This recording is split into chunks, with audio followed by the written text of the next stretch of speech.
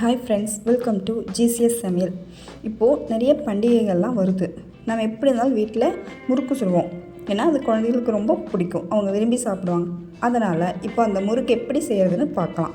வாங்க வீடியோக்குள்ளே போகலாம். நான் இன்றைக்கி 2 டம்ளர் சாப்பாட்டு அரிசி எடுத்து நல்லா கழுவி ஊற வச்சுருக்கேன். 4 மணி நேரம் ஊறணும். 4 மணி நேரம் ஊறினா போதும். 4 மணி நேரம் ஊறினதுக்கப்புறம் அதை எடுத்து கிரைண்டரில் போட்டு அரைக்கிறோம். நல்லா நைஸாக அரைக்கணும்.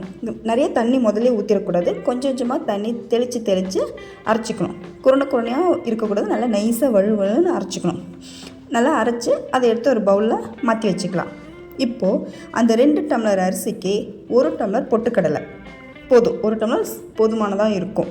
1 டம்ளர் பொட்டுக்கடலை எடுத்து அதையும் நல்லா மிக்சியில் ஃபைன் பவுடராக அரைச்சி எடுத்துக்கலாம். எடுத்து அதை நல்லா சலிச்சிக்கோங்க.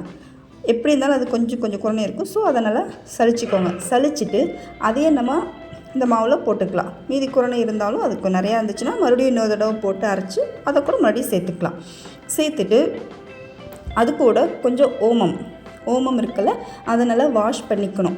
வாஷ் பண்ணி குப்பை இல்லாமல் வாஷ் பண்ணி அதையும் அந்த முறுக்கு கூட சேர்த்திக்கணும்.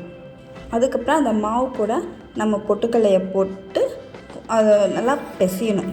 நல்லா பிசைஞ்சு கொஞ்சம் உப்பு போட்டு அந்த உப்பில் கொஞ்சமாக தண்ணி ஊற்றி அதை அப்படியே தெளித்து நல்லா பிசைஞ்சுக்கணும். நல்லா கெட்டி பதமாக பிசைஞ்சுக்கணும். ரொம்ப கொலன்னு இருக்கக்கூடாது. நல்லா கெட்டியாக பிசைஞ்சுக்கணும். இடையிலலாம் நம்ம கொஞ்சம் வெண்ணெய் போட்டுக்கலாம், இல்லைன்னா கொஞ்சம் ஆயில் ஊற்றி நல்லா பிசைஞ்சு எடுத்து ஓரமாக வச்சுக்கணும். வச்சுட்டு அதுக்கப்புறம் அடுப்பை வச்சு வானிலையில் எண்ணெய் ஊற்றிக்கோங்க. எண்ணெய் நல்லா சூடானதும் அந்த மாவை நம்ம முறுக்கு அச்சு இருக்கு இல்லையா, அந்த முறுக்கு அச்சில் போட்டு ஒவ்வொன்றா பிழிஞ்சு சுட்டு எடுத்து வச்சுக்கலாம். இப்போது நான் இதில் காரம் எதுவும் சேர்க்கலை. மிளகாயோ இல்லை மிளகாய்த்தூளோ எதுவும் சேர்க்கலை. ஏன்னா இது காரம் இல்லாமல் சுடுறது. குழந்தைகளுக்கு காரம் அதிகமாக சாப்பிட மாட்டாங்கள்ல, ஸோ அதனால் நான் காரம் இல்லாமல் செஞ்சுருக்கேன். இப்படியும் ட்ரை பண்ணி பாருங்கள், நல்லாயிருக்கும். குழந்தைங்க நல்லா விரும்பி சாப்பிடுவாங்க. இன்னத்த வீடியோ அவ்வளோதான் கைஸ். செஞ்சு பாருங்கள். இப்போ கிருஷ்ண ஜெயந்தி கூட வருது, அதுக்கு கூட செஞ்சு பாருங்கள். செஞ்சுட்டு எப்படி இருக்குன்னு கமெண்ட் பண்ணுங்கள்.